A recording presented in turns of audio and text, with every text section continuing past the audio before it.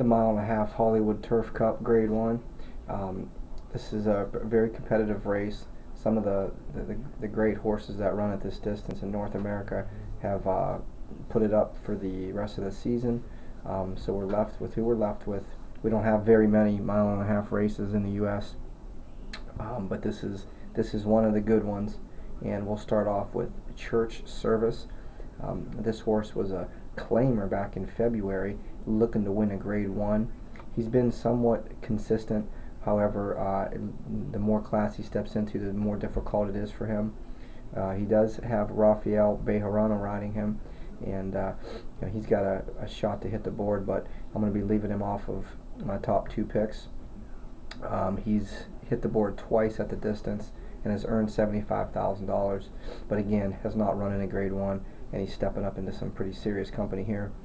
The next horse is the speed in the race, so we're going to want to watch how he operates. He's coming out of a 3rd place finish, beaten 5 lengths at the Fresno County Fair, I believe, in the Bulldog, which was his first stakes race.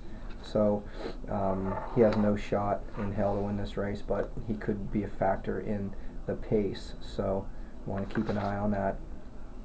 Winchester's an interesting horse, owned by the Firestone family. Winchester has a couple of tremendous workouts with the dogs up 113, 118, and he's a theatrical colt. He's only a 3-year-old, which puts him up against it a little bit, but he was able to overcome that in the Secretariat. So I think that he looks like a tough horse. He likes to rate. He's a Grade 1 winner at the 1.25 mile distance. Seems to be working well. He ran 7th by 13 lengths in both the Irish Derby and the Breeders' Cup Turf.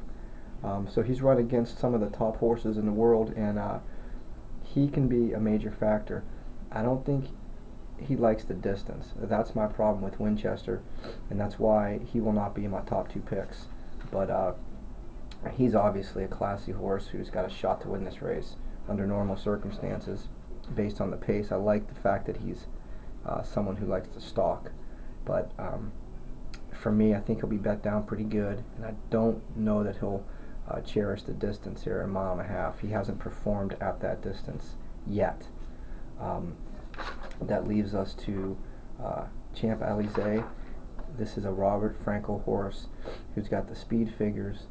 He was only beaten 5 lengths in the Breeders' Cup Classic, and if you look at some of the horses that finished ahead of him, the top 4 horses you're talking about, the top horses in the world. So he finished basically right behind Ravens Pass, Henry the Navigator, Tiago, and Curlin. I think that's pretty darn good. In addition to that, he's coming back to the turf, which is a surface that he prefers, and this is his 6th straight Grade 1, and he is a Grade 1 winner. He has Julien Leperot riding, who has ridden him in the past in this race to a 2nd place finish, going up against Sun River. And if you remember that race, he had no room. He was boxed in and really started making his run in the middle of the stretch. So I think he likes the track. He's run 2nd twice here. Definitely likes the distance. He has 7 races at the distance. So he's a horse that we're definitely going to be having on the top of our ticket, Champ Alizé's. Then you come to Obrigado. Here's a horse that ran in this race last year and finished 4th, beaten 8.5 length. He hasn't seemed to have improved this year. When he runs against Grade 3, Grade 2, or less company, he's competitive. But in the Grades 1, haven't seen that improvement in him this year. And he's been in this distance 5 times. He has 1 victory.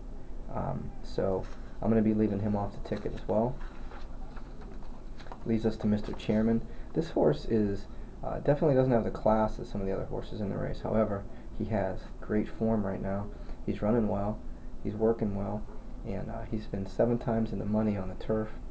He's never out of the money on the turf. He's a long shot that you may want to leave on the ticket on your exactas behind.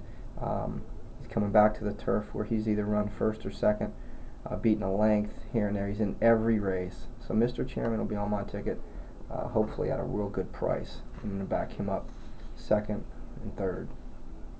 High-heeled sneakers. Here's a 5-year-old mare who's trying to race against the boys, coming off a victory at the track, at the distance. It was in the time of 2:28. I think these horses are about 10 lengths faster than that. So this is her first race against the boys since June of '07, and back then she was racing against obviously weaker company in Great Britain. So I think that this particular mare is up against it. That leads us to Black Mamba, who is running against the boys for the first time. This is a John Sadler horse with Mike Smith riding. I think she's got a shot at winning this race. She's a closer, and I think there's going to be enough pace in this race to leave room for the closers coming down that firm turf stretch at the end of that race. And so she's low odds in every race that she runs against, and she races against top company.